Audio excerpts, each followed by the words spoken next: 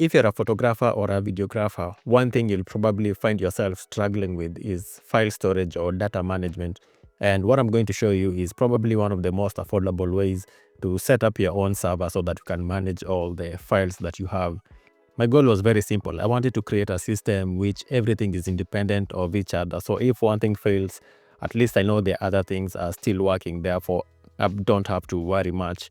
And these are the three things which I think are very important in this build. So I'm going to start with the most, well, not really the most important, but I'm going to start with the PC. And this PC, it's a mini PC by a company called Trigec, or is it Trigec? Let me just quickly check my notes. So it's written Trigkey. It's a simple mini PC computer. At the back, it has two HDMI ports, and it also has two USB ports. And then there's a LAN connector, which is a gigabit LAN. And then at the front, there's another two USB ports. So I'd say that is the only thing I don't like about this PC, is that it doesn't have a Type-C, which I completely, when I was buying it, I didn't even think of it until after I had it and I was setting it up. That's when I was like, wait, it doesn't have a Type-C. So that's why I have these Type-C, USB-C, Type-C to USB 3 converter, so that I can connect a Type-C cable here, then I can connect it to the computer. Now you can see there's something at the front. Ignore this for now. But yeah, that's the PC. The next thing, which is also very important, and I'd say this is the most important part of the build, is this. It's quite heavy. But yeah, that is the QNAP TR004. It's a 4-bay disk server which supports RAID and USB 3. So at the front, yeah, it's very heavy because of the hard drives, but quick, easy way to just, mount your drives. And as you can see, I'm just using like normal drives. I'm not using any advanced drives. And I mean, I have had these hard drives for the last maybe like 5 years or so, and they work perfectly. Oh, that's not correct. For this 4-bay enclosure, there's only two buttons at the front. One is for copying and act. To be honest, I don't know what this other one does. I've never used them. And then at the back, there's a Type-C cable, and then there's these jumpers, which it's really odd to see jumpers nowadays. But yeah, there's that, which is what you use to set up the RAID version that you need. And yeah, the power on off, and then power cable, that's where the power cable goes, and that's it. That's simply it. Very straightforward. The other very important thing which you will need is going to be a cable, and what I have here is the Thunderbolt 4 cable from Anker. And as you can see, I've also connected it to this converter thing from Type-C to USB 3, because again, the PC that I have doesn't have a Type-C. But I'd say those are the only three things that you need basically to set up your server. So cable, the PC, and then the enclosure. So here in the UK, I bought all these things from Amazon, which if you want, you can check down the links below. And the PC, let me just confirm, the PC was £149. And then this Anker cable was £25.99. And the disk enclosure was £225. So if you add all those together, that comes to £406.98. And I mean, that does not include obviously the hard drives. But again, if you check Amazon, most of the storage servers that are sold, they don't have hard drives, because the amount of storage which you want to put, that is going to be dependent on, your choice and also maybe your finances.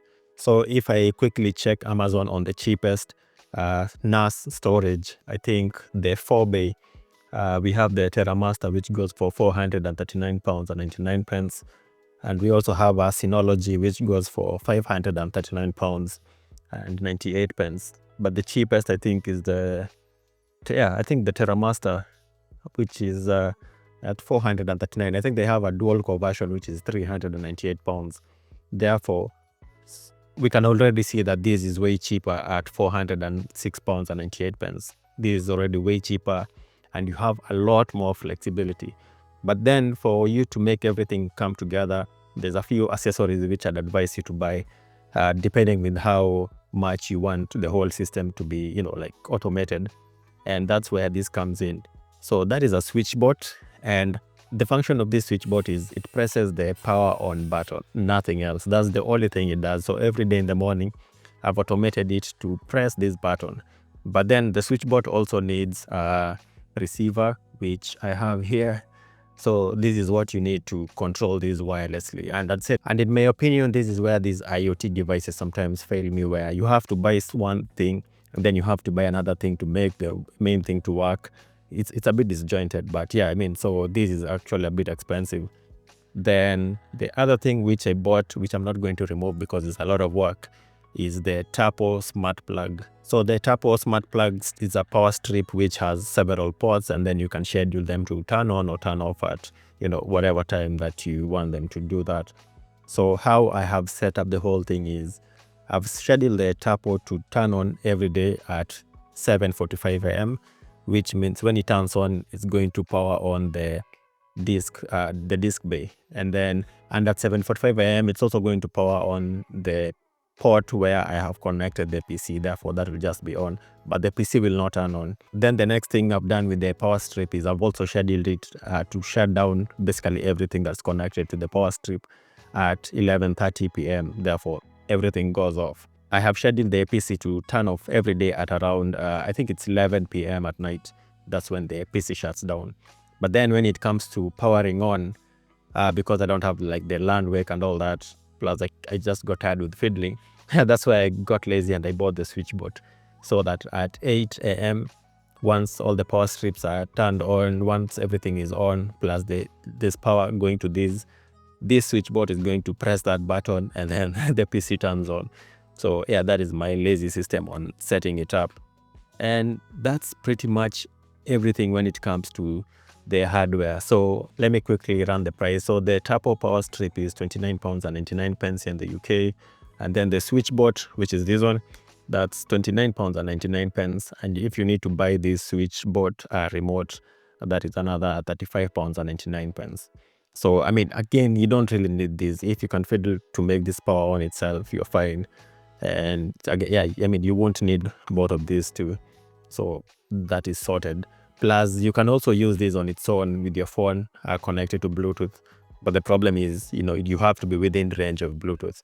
But if you just want it to turn on and off whenever you're not in the house, you will need this. Or alternatively, you can try and find another alternative to turn on the power button. Then finally, the only other thing that I pay for is Backblaze storage. And when it comes to Backblaze storage, I think it costs only it's like $8 for unlimited storage. And that is why I went for this kind of setup using the PC, or rather, I can use Linux or I can use Mac OS. It doesn't really matter with the OS. But I think Backblaze, when they detect you're using a NAS, then the pricing changes to, I don't know, it can almost be like $20 depending with how much storage you have. Therefore, my way of going around that is why I have this kind of system. If you are into tinkering, I mean, obviously you can get something even way cheaper than the PC. You can get a Raspberry Pi, which I have here.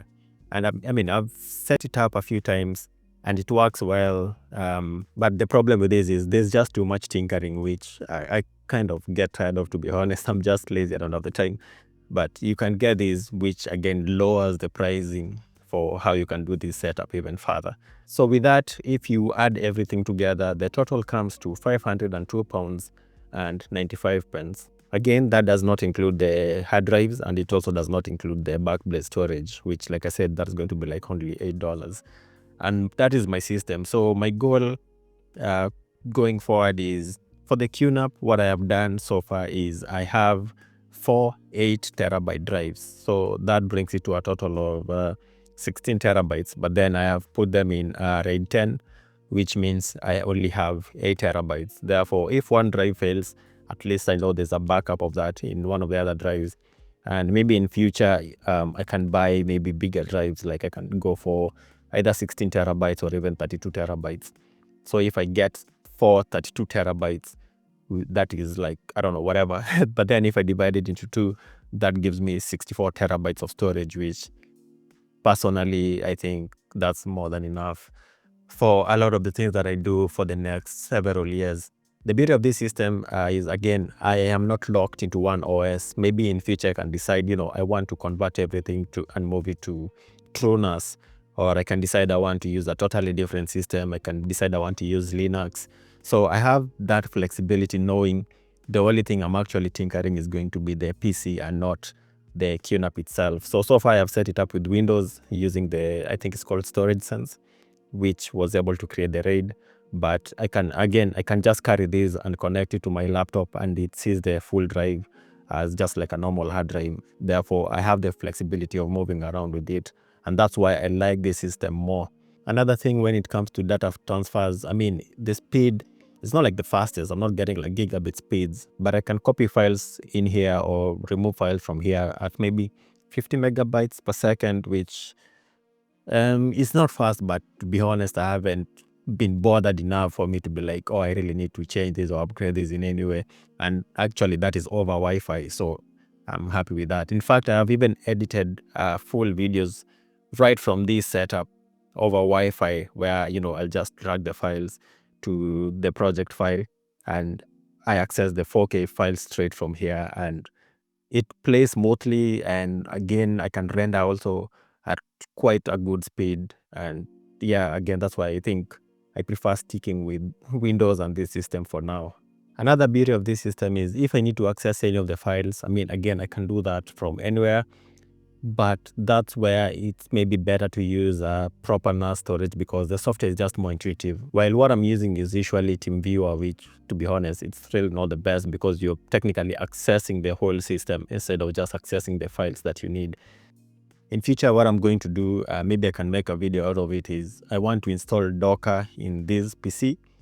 And then I want to be able to run several open source applications that are going to manage my full data. There's a software which I came across on GitHub, which you can use to like technically run your own Spotify. So I'm looking forward to setting that up. That's why I have the Raspberry. So I'm going to be using the Raspberry as the test bed, where I install Docker and then try to run all these different applications. So yeah, I'll try that for running Spotify. I have one for movies, because there's so many subscriptions. I'm tired of paying for subscriptions. The only subscriptions I think I currently pay for, which I don't consider work, I think is Amazon Prime, Spotify, and maybe this Backblaze. And yeah, nothing else. Everything else, like people say there's too many subscriptions and people have gone back to the high seas, so if you get that reference. I'm not paying for the Disney, Netflix, all that. Like, there's just too much jumbled mess. So I'm planning on running Kodi on this, or maybe I can run Plex. And I just want to be able to host pretty much any content that I can think of from one PC, and that cuts down all subscriptions. Like, I'm no longer even paying for Google storage, where I used to pay like for Google Photos, like I don't know how much it was. Currently, I'm only paying 200 GB, which I've been paying like forever. And I've decided that's all I'll keep. I've actually even downloaded all my photos from Google, so that I can install like an application for photo management, and everything, like I said, is going to run pretty much on this PC or the Raspberry, depending with the OS that I'm going to use. So yeah, what do you think of my setup? Is that something you think you might be interested in doing? And yeah, tell me if you are also interested in seeing that project, how it turns out when I decide to run everything from one PC. There's a video by Linus Tech Tips, which they uploaded a few months ago, which I really liked, on how to de-Google your life, basically. And I think that's what I'm aiming for. I want to de-Google or the Microsoft or the Facebook, Instagram, everything myself, whereby I know I have all my data. So if any of these companies collapse or whatever, I can just migrate my data from one point to the other. And for Backblaze storage, well, I hope they continue being successful. I think they're a very good company, and I really like their plans, and also how they keep releasing their statistics on, what kind of drives fail the most and all that. Yeah, this is not sponsored by Backblaze, but I mean, I've used them for now maybe 3-4 years, and I like their services. So yeah, follow along where in the next episode, well, not the next video, but the next episode about this storage setup, I'm going to show you all the